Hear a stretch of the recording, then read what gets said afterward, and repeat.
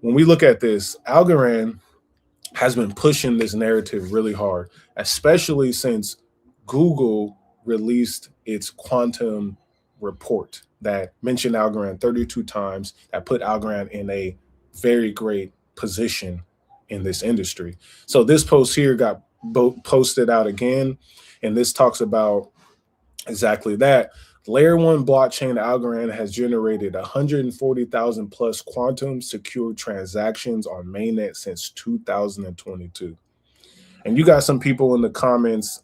One of my comments is like, quantum computers, they've been working on it for 40 years. It's not actually happening. This is cap. And I'm like, hey, listen, you go talk to Google. They're building the Willow, right?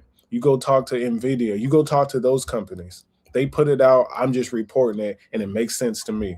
Hey, anything can happen. 2030 is coming. We got AI right now. So that's what's happening. So you got Algorand saying, we got it. We got it, y'all. We got it. We're doing it right now. And then we go into this right here. This was from the Wolf of All Streets. And Stacy Warden was on here cooking again. So we're gonna play a short clip. She's out here on a campaign with Algorand, as with the new board and all that. So let's talk about it. Going to use our native blockchains like an Algo ETH Solana, or do you think that they're gonna create walled gardens and their own blockchains and try to cut us out entirely? I think it. You didn't even catch that. That's a great question. Are these institutions going to use the blockchains that you and I use, the public ones, Algorand, the Hedera, the Solanas, or are they going to create their own? And that's what she's talking about here. It will disperse and then it will consolidate, actually, because people are, I mean, Tether is annoying, right? Like, you can't share the economics on Tether. And if you're Amazon and you're like, I have these suppliers all over the world, I'm tired of maintaining correspondent banking relationships with all of these places. I am tired of having to keep liquidity in all of these countries. I would rather keep my money in my, JP Morgan account or my, Morgan Stanley account, and then just issue a Amazon token. But you could use Tether. Well, no, thank you. I think I'll use the Amazon token to do all of that. So there'll be some back office supplier driven dynamics there. But it's a terrible user experience for customers, right? And so I think there'll be two things that will happen. One is companies like Ubix, like Tony McLaughlin's kind of clearing of stablecoins. That's going to be very important because all stablecoins will not be created equal in the same way that bank tokenized deposits are not created equal. And so there's going to need to be some mechanism that allows you to trade back and forth and understand the variance of the risk pricing of them. But it's just going to become a little bit unwieldy, and then it's going to be more of a winner-take-all market. I think we'll just see. It's the same thing that will happen at layer ones. Not all of these layer ones will survive. Not all stablecoins will survive, I don't think. And again, that was a great answer. I definitely agree with the sentiment for the stablecoins, right? You got not all stablecoins are going to survive. I talked to y'all about this before, that USDC is the wave. USDC by Circle. It is a public company. It is audited. It follows all the rules and guidelines. Tether, which is used more, mostly internationally, we don't know what's really going on. That's what Stacy's talking about. Then you got the RLUSDs. You have the PayPal USD. You got a few others. So I believe there will be a few winners, but I think personally USDC is going to dominate. And then when it comes to blockchains, yes, the institutional adoption, all these tokenized assets, everything is going to be wide for a while. And then a few blockchains like Algorand will be one of the chains that proves it can handle the transactions, it can handle the load, it doesn't halt like Solana. Solana could win too, though, because obviously they have a lot of users and a lot of volume. But that's neither here nor there. Let's get to this next clip I want to play y'all.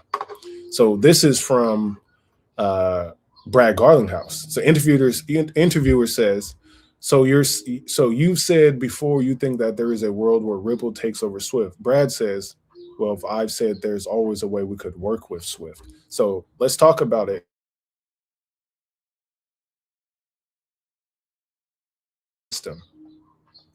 So you've said before that you think there's a world where Ripple could take over Swift. Well, I've also said I thought there was ways we could work with Swift. Let's talk about that. Well, I'll start that comment just by saying, look, Swift is owned. I mean, I think Godfrey, by the way, has a very challenging job. Swift is owned by the banks. It isn't a traditionally kind of construct. You have a very strong chairman, and how Citi kind of is an important stakeholder in that. But at the end of the day, Ripple's trying to help financial institutions and banks be successful in the future. How do we enable Santander to compete more effectively with PayPal, with Amazon, Facebook? And it's not going to be in settlement times measured in days. It's not going to be measured, settlement costs measured in $15+. So I want to see our mission in life really has been, how do we help these financial institutions be successful? Those are the same financial institutions that own Swift. And so in many ways we've thought, hey, we could work together. That hasn't played out. And I think increasingly, we are seeing more and more banks adopt Ripple's technology, and we're seeing that play out. But I have a ton of respect for what Swift has built, just to be clear. And again, I've shown y'all what Ripple has put together with the different licenses, right? All around the world, South America, North America, Asia. They're working in Africa, all throughout the continent there. So I've showed you those things here. And in the way they have their whole, system built up for payments in general is great. It's definitely great. So again, if we go to Ripple's page here, this is something, again, that is important for the Ripple people that are very interested. So you got Africa's digital asset moment is here, and regulation is leading the way. And then the link to the article, and you have 205+ billion of on-chain value. Okay, let me send this message real quick. On-chain value. Let me do this real quick. Give me a second, y'all.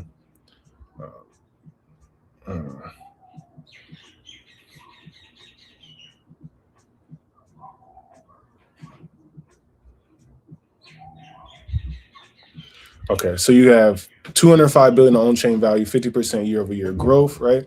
And you have South Africa, the biggest economy, Nigeria, Kenya, and Mauritius, I always say that one wrong, are moving towards comprehensive crypto framework. So the big keys, again, is South Africa, Nigeria, Kenya, for sure. Okay, big money there. So that's them moving in. And then when we go scroll down, I've showed y'all this on a different stream. Let me find it.